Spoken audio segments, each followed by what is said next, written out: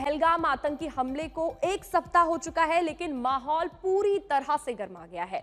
दरअसल भारत के तेवर पाकिस्तान को लेकर काफी सख्त नजर आ रहे हैं और सरकार आगे की रणनीति पर मंथन में जुटी हुई है, तो वहीं सेना हाई अलर्ट पर है। डोडा में 12 जगहों पर सुरक्षा बलों ने आतंकियों की तलाश में छापेमारी की। मधुबनी में 2-3 संदिग्ध देखे गए, जिसके बाद सर्च ऑपरेशन और ज्यादा तेज हो गया है। भारत में पाकिस्तान के 16 यूट्यूब चैनल्स को बैन भी कर दिया गया है। एक के बाद एक कड़े फैसले भारत में लिए जा रहे हैं। पाकिस्तान को सर्जिकल स्ट्राइक का डर लगातार सता रहा है और परमाणु हथियारों का खौफ भी दिख रहा है। भारत के जवाबी हमले से घबराए पाकिस्तान ने पीओके के लॉन्चिंग पैड से आतंकियों को बंकरों में भेज दिया है।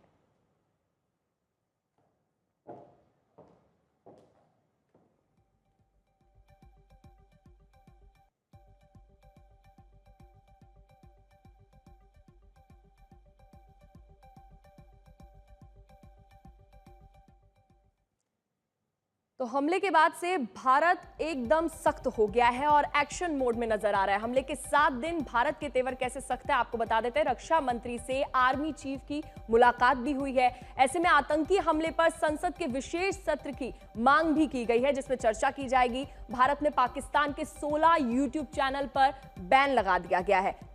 पीओके में लॉन्चिंग पैड से बंकरों में भेजे गए हैं आतंकी। साथ ही पाकिस्तान के समर्थक में चीन आ गया है और चीन लगातार पाकिस्तान का समर्थन कर रहा है। वहीं सुंदरबनी में दिखे 2-3 संदिग्ध, उनको तलाशने की भी लगातार कोशिश की जा रही है। रक्षा मंत्री से आर्मी चीफ की मुलाकात होगी, कई अहम मुद्दों पर चर्चा की जाएगी। तो भारत 7 दिन हो गए हैं और भारत लगातार एक्शन मोड में नजर आ रहा है।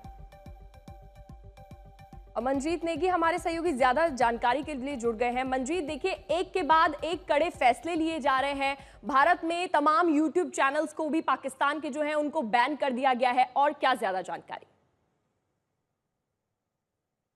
देखिए, लगातार पहलगाम आतंकी हमले के बाद भारत ने जो खासतौर से पहले डिप्लोमेटिक कदम उठाए थे, उसके बाद अपनी अभी सैन्य तैयारियों को लेकर तीनों सेनाएं खासतौर से अपने विकल्पों को देख रही हैं और निश्चित तौर पर जब सरकार का आदेश होगा उस पर सेनाएं आगे फैसला करेंगी। लेकिन पाकिस्तान की घबराहट साफ तौर पर देखी जा सकती है।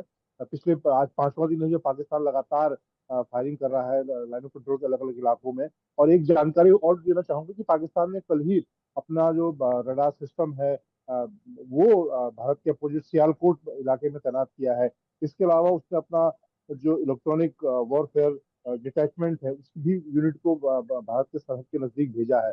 तो पाकिस्तान को लगातार इस बात की आशंका, इस बात का डर सता रहा है कि भारत की तरफ से कभी भी खासतौर से जो हवाई हमला है वो किया जा सकता है। इसको लेकर पाकिस्तान का डर साफ तौर पर देखा जा सकता है और उसने बिल्कुल सरहद के नजदीक, चाहे एयर डिफेंस सिस्टम हो, इलेक्ट्रॉनिक वारफेयर डिटैचमेंट जिसकी हम बात कर रहे हैं, इस तरह की, और साथ ही साथ जमीनी हमले को देखते हुए लगातार आज पाकिस्तान लाइन ऑफ कंट्रोल पर अलग अलग इलाकों में पिछले 5 दिनों से फायरिंग कर रहा है।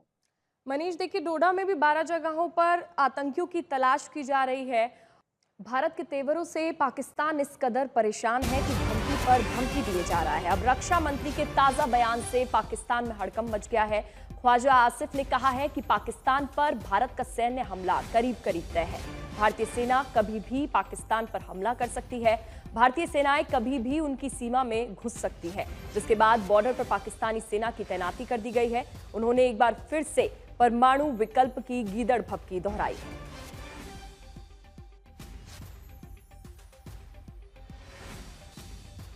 जैसे कि मैं सो रहा हूँ तो पिताजी को जगाना है मुझे, तो वो डायरेक्ट उठाने के बजाय, और हिंसा की परंपरा मेरे यहाँ नहीं थी सौभाग्य से, तो वो क्या करते थे कि उस कमरे में आ जाएंगे या बाहर से गुजरेंगे और चौपाई बोलेंगे, प्रात काल उठ गए रघुनाथा